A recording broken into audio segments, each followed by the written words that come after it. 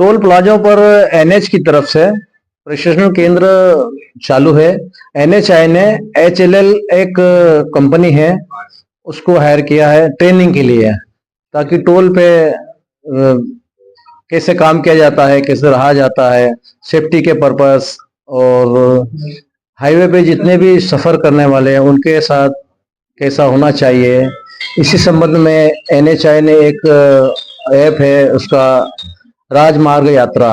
राजमार्ग यात्रा में जैसे आप हाईवे पे चढ़ेंगे, आपको सारी जानकारी मिलेगी। पंप कहाँ है, हॉस्पिटल कहाँ है, रेसिडेंसी कहाँ है, और आप कोई इमरजेंसी सेवा जितनी भी हैं उसमें उपलब्ध है उस ऐप में। सर ये ट्रेनिंग कितने दिन की ट्रेनिंग है? ये ट्रेनिंग हमारे यहाँ प्रत्येक टोल पे 3 बैच हैं। एक बैच को 3 दिन ट्रेनिंग दी जाती है। तो यहाँ आपका सेवरी टोल प्लाजा दी गई और सेमरी टोल प्लाजा पर चालू है हमारा, आगे एक टोल प्लाजा है, एक टोल प्लाजा पर भी चालू है। इसका मुख्य उद्देश्य है किसको लेकर है? मुख्य उद्देश्य यही है कि जागरूक होना चाहिए हाईवे पे चलने वालों को, चाहे बाइक से चले, 4 व्हीलर से चले, किसी भी हो तो, और स्टाफ को कैसे रहना चाहिए, इसी सिलसिले में सारी ट्रेनिंग हो रही है।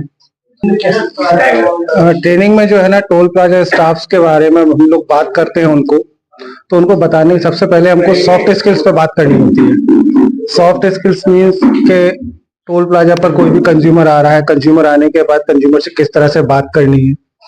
कंज्यूमर से बात करने के साथ साथ एज अ टोल प्लाजा पर यह भी देखा जाता है कई बार झगड़े हो रहे होते हैं, तो वो झगड़ों को कैसे बात करना है, कैसे बात से उनको झगड़ों को निपटाना है, ना कि हाथापाई करके।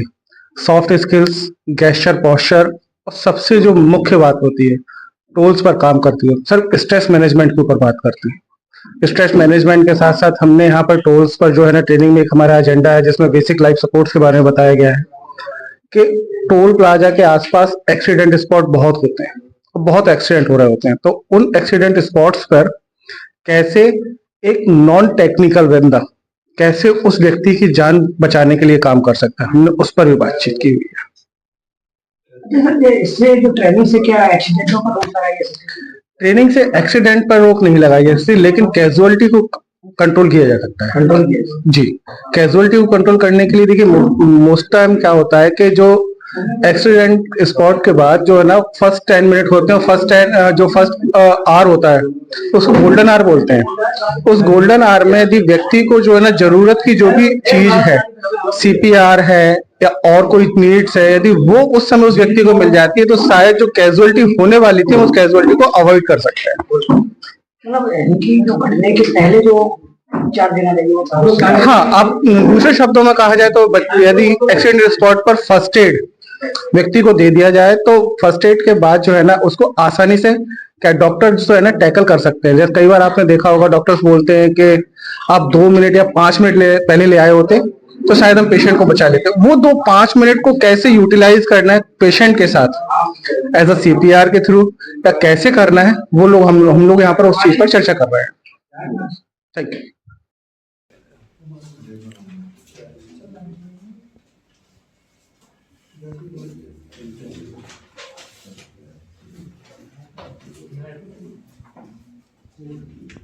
ऑनलाइन था, इससे मतलब नहीं है। इसमें क्या है, ऑनलाइन में जो स्कोर आया है वो आप इस तरीके से, जैसे 8 आया मान लीजिए, 8 लिखिए और सर्कल करके इसी पे लिखा, पुरानी बातें निकाल देते हैं, अपडेट कर देते हैं, ये स्टार्ट। लेकिन हमें जो है ना मैक्सिमम तौर पे मोबाइल को अपडेट